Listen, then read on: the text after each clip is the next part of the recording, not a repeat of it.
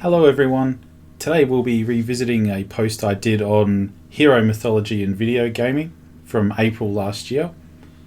Both of these topics are of strong interest to me, and I feel that the theme is fairly universal to return to, and I think it'll be worth doing a video narration of it. So let's begin.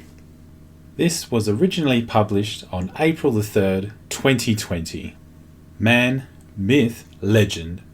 Heroes have 1,000 faces.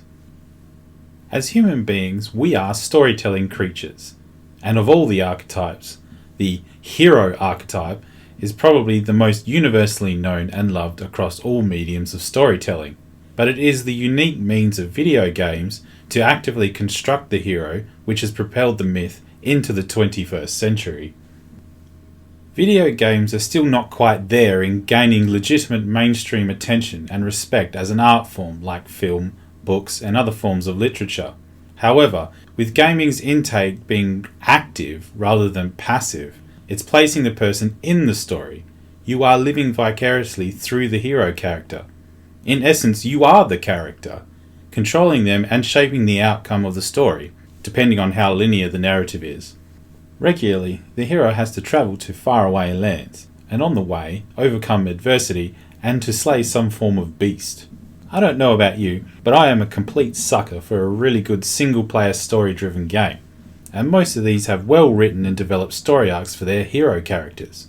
For example, Geralt of Rivia, as seen above from The Witcher 3, Kratos in the God of War, Ezio de Auditore from the Assassin's Creed series, Nathan Drake is another one from the Uncharted series, and these are just a few notables which sort of easily spring to mind without much thought.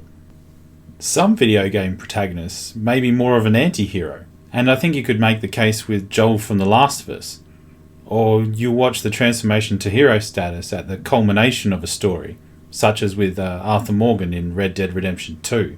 These are your modern day heroes, which you venture out on beautifully crafted, mighty and mythical journeys with.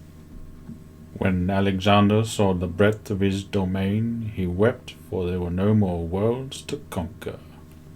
Indeed, Hans, and whilst we still have a need for adventure and for heroism, it seems the only worlds we still have left to conquer are the virtual worlds, which provide the perfect battleground for competition, challenge, mastery and exploration.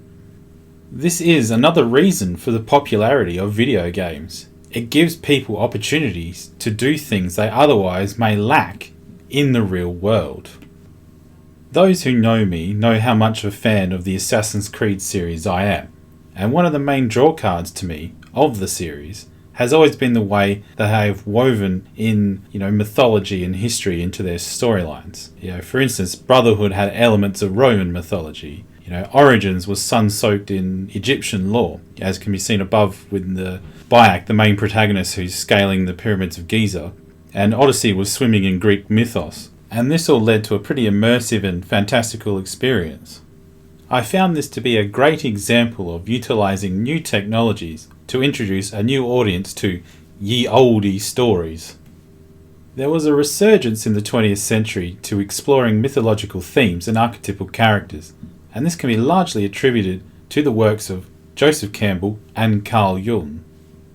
Mythological language speaks more in terms of metaphors and symbols about the potentialities for human beings transcending across space and time.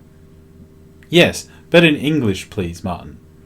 Okay, the organisation of images and narratives into the possible new versions of old, universally fundamental stories. This image outlines a very simplified version of Joseph Campbell's The Hero's Journey, which begins with a call to adventure and then leads usually to some sort of trials and tribulations, a death and a rebirth, which transforms the hero character, and then eventually he returns with some sort of gift or something of value. But as Captain Jack Sparrow once said, "Not all treasure is silver and gold, mate."